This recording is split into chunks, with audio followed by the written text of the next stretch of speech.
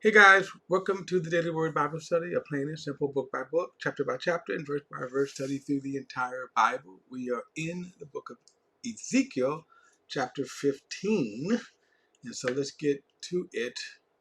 Um, um, Again, some astounding, no, I want 15, astounding revelation. Ezekiel's right here. Daniel, when we get to Daniel, we're going to see again some more astounding revelation. But Ezekiel is turning out to be one of my favorite, and that's going to change because Daniel, when I get to Daniel will be one of the favorite. But in terms of revelation, and again, all terms depends on in terms of perspective. Jeremiah, it was his perspective was on he lived through the coming judgment, and then the actual judgment, which was the death of the nation. But the revelation that Ezekiel is being given by God is amazing.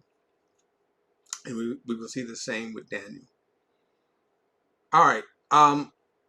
But then again, at the same time, Job is another fascinating book. Although the in between Job, which is the bulk of the book, is just a kind of a back and forth with his friends.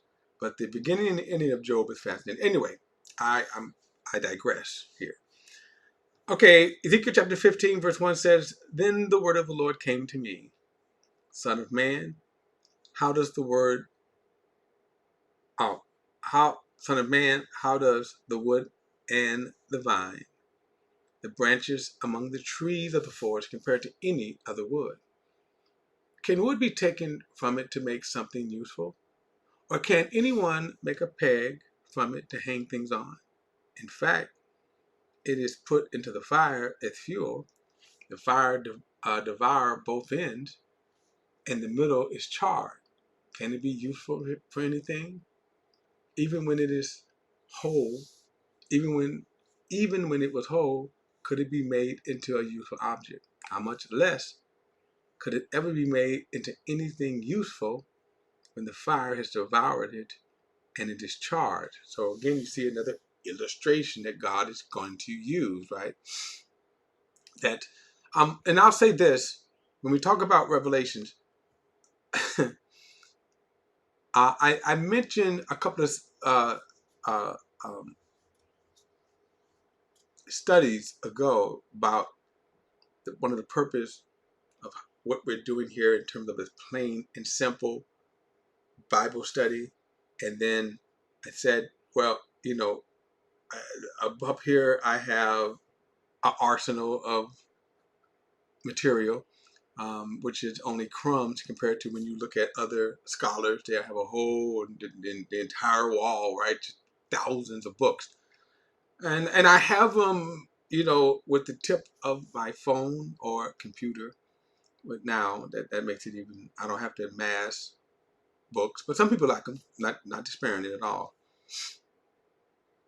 What I'm saying is that we see God using very simple, plain language, and that's my point here. That a lot of times people like to get into deep, what they call deep studies, deep dive, stuff like that, and that is fine. I'm not despairing that. We just have to be careful that in our deep dive, that we're overlooking the plain and simple intended message of God. All right, I said all of that to say that you see this again, simple illustration. Now, why is God using it? Verse 6, "Therefore, this is what the Lord God says, like the wood of the vine among the trees of the forest, which I have given to the fire as fuel. So I will give up the residents of Jerusalem. I will turn against them. They may have escaped from the fire, but it will still consume them. And you will know that I am Yahweh, and then I turn against them. I will make the land desolate because they have acted unfaithfully."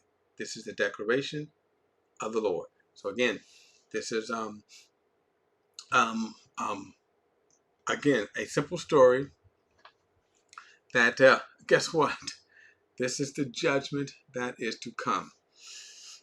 Chapter 16, verse 1. The word of the Lord came to me again, Son of man, explain Jerusalem detestable practices to her. You are to say, this is what the Lord God says to Jerusalem.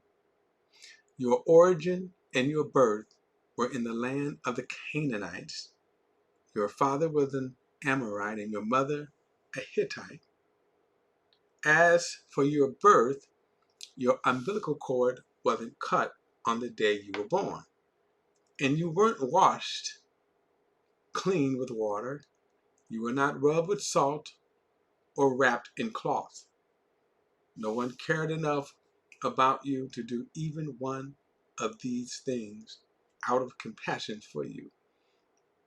But you were thrown out into the open field because you were despised on the day you were born. I passed by and saw you lying in your blood.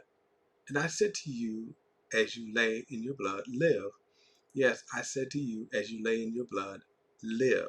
Now, this is an illustration, because remember, this is not how Israel was born in this sense. So God is giving them an illustration. And it's okay. He says, I made you thrive like plants of the field. You grew up and matured and became very beautiful. Your breasts were formed and your hair grew, but you were stark naked. Then I passed by you and saw you, and you were indeed at the age for love. So I spread the edge of my garment over you and covered your nakedness. I pledged myself to you, entered into a covenant with you, and you became mine. This is the declaration of the Lord. Now let's stop. Look at this illustration, the analogy, right, of Israel being born as a young infant baby, a female baby, right? So notice all of the illustration that he's given right here. Come of age. So he said, so I spread my edge of my garment over you. This was a kind of a custom that they did. You'll see this in the book of in Samuel when Boaz did this to Ruth. Okay. Verse 9.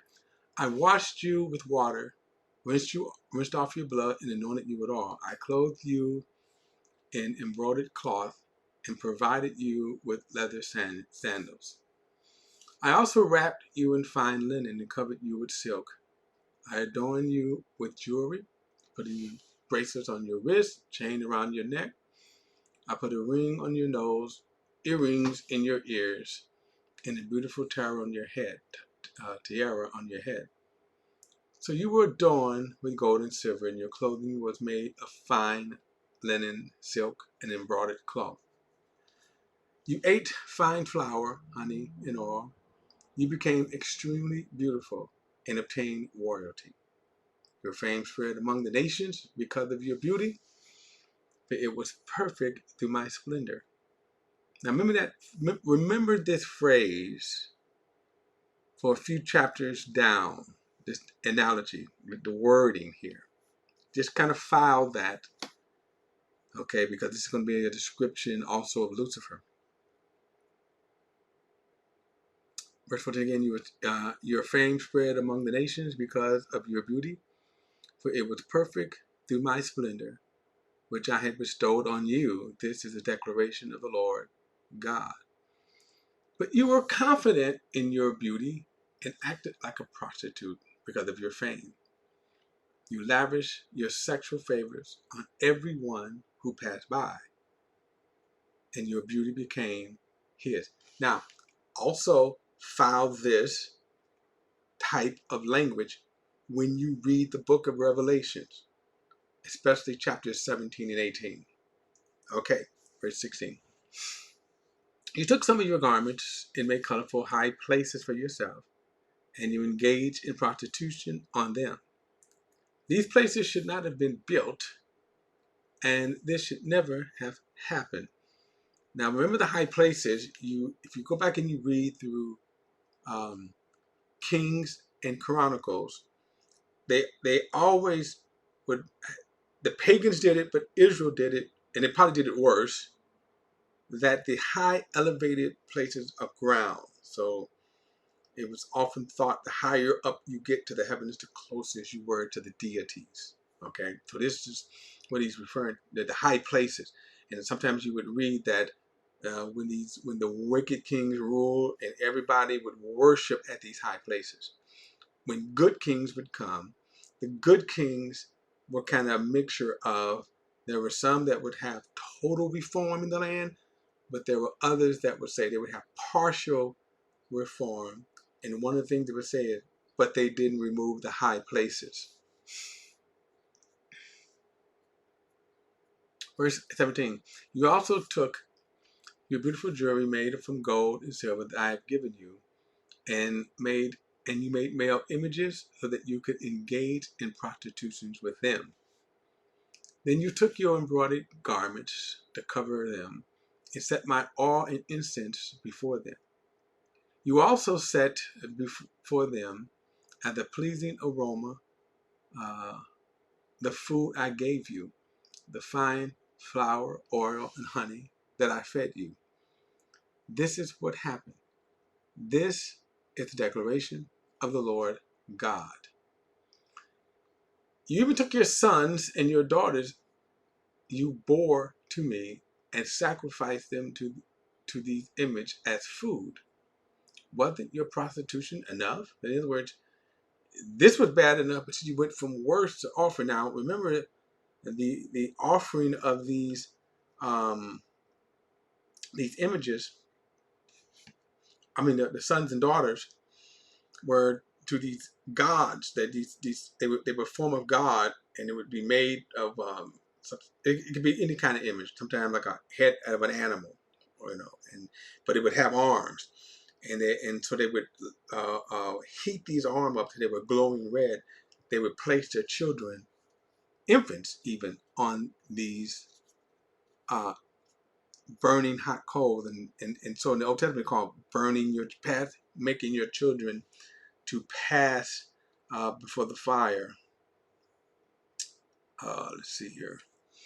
So, and then he said, wow, wasn't your prostitution enough? He said, you slaughtered my children and gave them up when you passed them through the fire to the images, and all of your detestable practices and acts of prostitution. You did not remember the days of your youth, when you were stark naked and lying in your blood.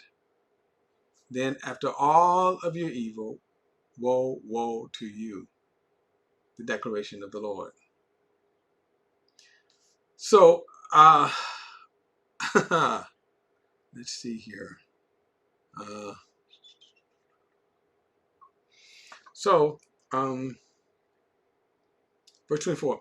You built yourself a mound and made yourself an elevated place in every square. You built your elevated places at the head of the street and turned your beauty into detestable things. You spread your legs to everyone who passed by and increase your prostitution. Now, let me just say something here that God doesn't hold back. I don't know why we think that we can't, that we can't talk reality, talk real. And this would be outlawed. This, as we read this, in fact, you'll find that some people won't even read this. They won't even read this language here. But this is Bible. God says you spread your legs. Now we say that like on the street level, but you'll find a lot of times people won't even read stuff like this. But again, this is Bible. I don't know how you can. I don't know how you can not read it. But anyway, I'm trying to also not cross the line. God is not crossing the line either. In other words, he's being graphic, but not. I'm trying to think my word right here. We get the picture. In other words, he doesn't have to kind of describe like this was an erotica novel, okay? But Wow. Anyway, wow. Okay. All right. Oh, let's uh, uh, let's see here. Um, Verse 26 again. You engage in promiscuous acts with the Egyptian men, your well-endowed neighbors, and increase your prostitution to provoke me to anger. Okay. Okay. Like I say, God is not shy. What do you think well endowed means? um, yeah. What do you think well endowed means? But I mean, like he said, you spread your legs to everyone who passed by, and increased your prostitution.